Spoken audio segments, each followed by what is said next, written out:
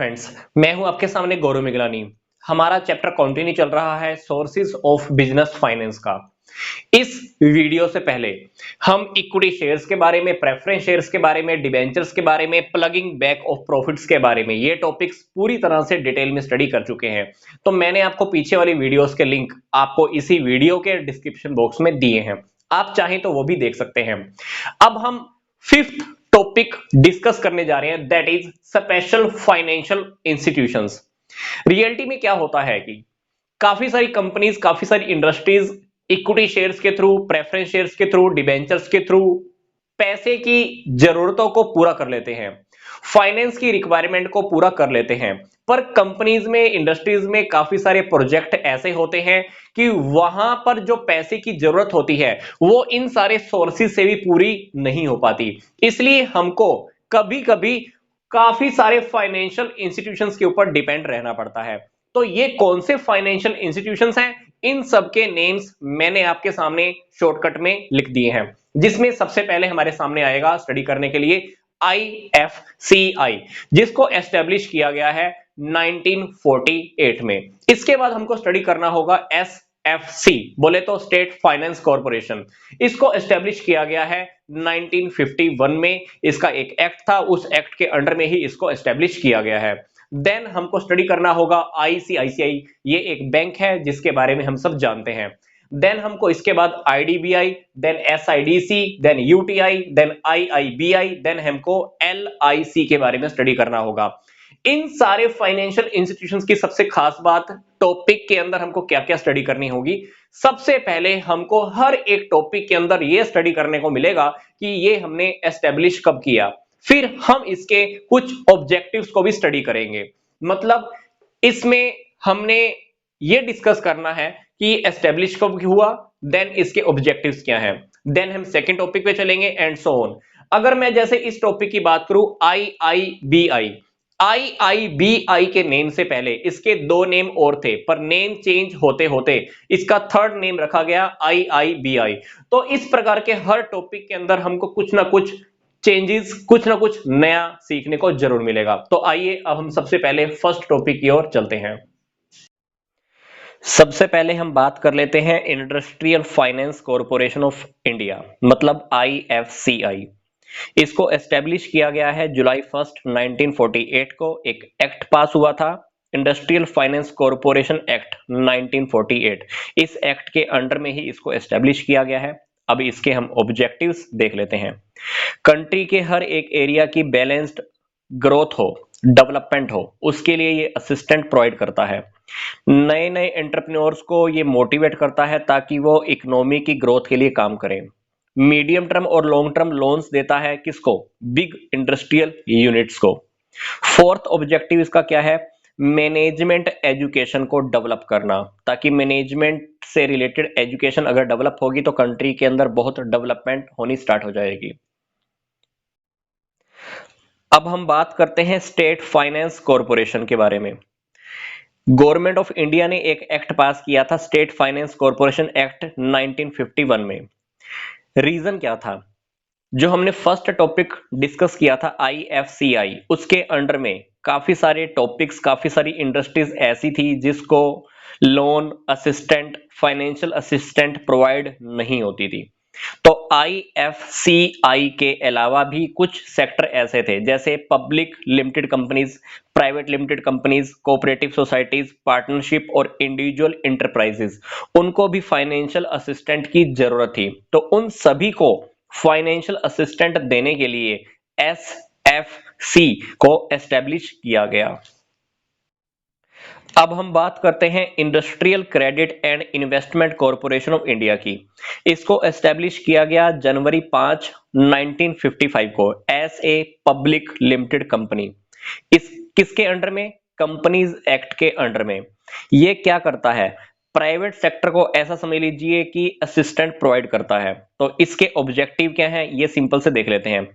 Private sector की जितनी भी इंडस्ट्रीज हैं उनको लोन प्रोवाइड करना, किस काम के लिए? क्रिएशन के लिए, एक्सपेंशन के लिए और मॉडर्न टेक्नोलॉजी को फॉलो करने के लिए।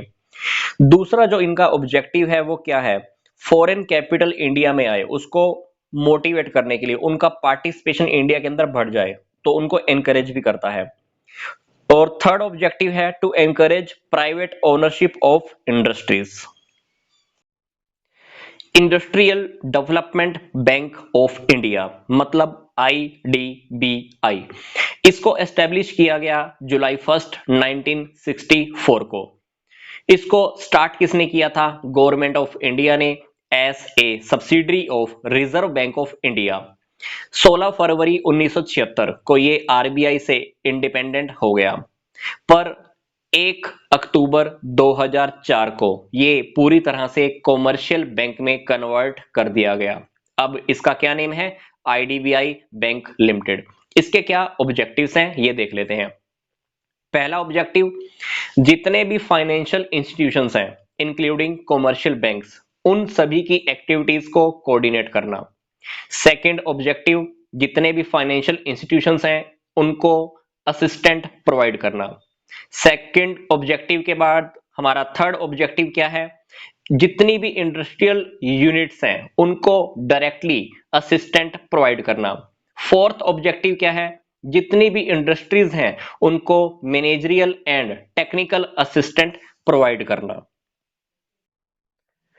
अब हम डिस्कस कर लेते हैं state industrial development corporations, shortcut में हम इसको बोलते हैं SIDC।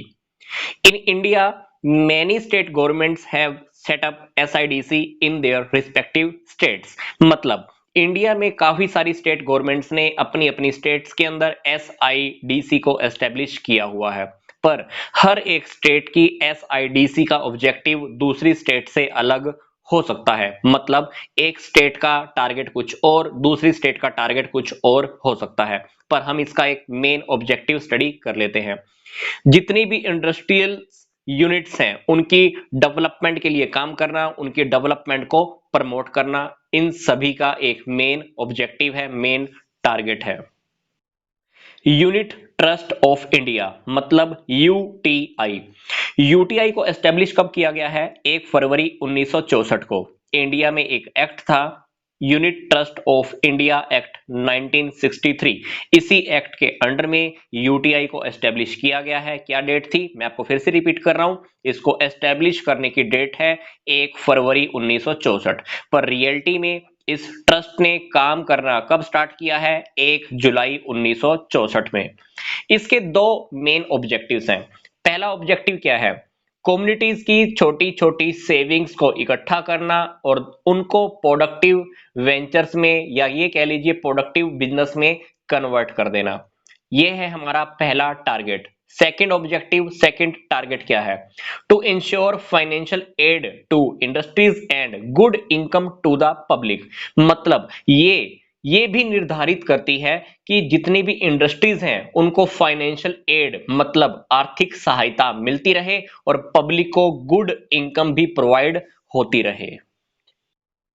अब हम डिस्कस कर लेते हैं industrial investment bank of India मतलब IIBI। स्टार्टिंग में इसको जब एस्टेब्लिश किया गया था तो इसका नेम रखा गया था industrial reconstruction corporation of India. क्या काम था? सिक यूनिट्स को दोबारा सेटअप करना। सिक यूनिट्स क्या होती हैं? मतलब जो घाटे में चल रही हैं, जो लॉस में चल रही हैं, नुकसान में चल रही हैं, उनको हम दोबारा सेटअप करने का काम करते थे। कुछ वक्त के बाद इसका नेम चेंज कर दिया गया। पहले क्या नेम था इसका? Industrial reconstruction corporation of India, पर अब 1985 में इसका नेम रखा गया industrial reconstruction bank of India और 1997 में फिर से इसका नेम चेंज कर दिया गया industrial investment bank of India. अब इसका नेम रख दिया गया मतलब IIBI, जो टॉपिक हम रियलिटी में स्टडी कर रहे हैं यही नेम से। तो अब इसके ऑब्जेक्टिव्स क्या हैं? जितनी भी सिक यूनिट्स हैं उनकी शेयर कैपिटल को रीऑर्गेनाइजेशन का काम करना। सेकेंड ऑब्जेक्टिव, जितनी भी सिक यूनिट्स हैं उनके मैनेजमेंट सिस्टम को इंप्रूव करना। Third objective, to provide finance at liberal terms, मतलब ऐसा कह सकते हैं कि उनको काफी सस्ते दरों पर लोन प्रोवाइड करना। मतलब हम उनको लोन भी देते हैं जिसके ऊपर इंटरेस्ट हम बहुत कम चार्ज करते हैं। Life insurance corporation of India मतलब LIC। LIC को एस्टेब्लिश किया गया है 1956 में अंडर द LIC एक्ट 1956। एक एक्ट था इंडिया में LIC एक्ट 1956, उसी के अंडर में LIC को बनाया गया है, एस्टेब्लिश किया गया है। इसके 4 मेन ऑब्जेक्टिव हैं, बहुत सिंपल ऑब्जेक्टिव्स हैं, देख लेते हैं। पहला ऑब्जेक्टिव सोसाइटी की मतलब कम्युनिटी की या ये कह सकते हैं लोगों की सेविंग्स को इकट्ठा करना, फिर उसी में से ही इंडस्ट्रियल यूनिट्स को लोन प्रोवाइड करना। सेकंड ऑब्जेक्टिव इंडस्ट्रियल यूनिट्स को डायरेक्ट लोन प्रोवाइड करना। Third objective to involve in underwriting activities. Fourth objective to subscribe in shares and debentures. मैंने आपको इसी वीडियो के डिस्क्रिप्शन बॉक्स में कुछ और इंपॉर्टेंट वीडियोस के लिंक भी दिए हैं, आप चाहें तो वो भी देख सकते हैं। तो मिलूंगा मैं आपको नेक्स्ट वीडियो में, इस चैप्टर को हम अभी आगे और कंटिन्यू करेंगे। तो यहां तक का वीडियो देखने के लिए आपका धन्यवाद।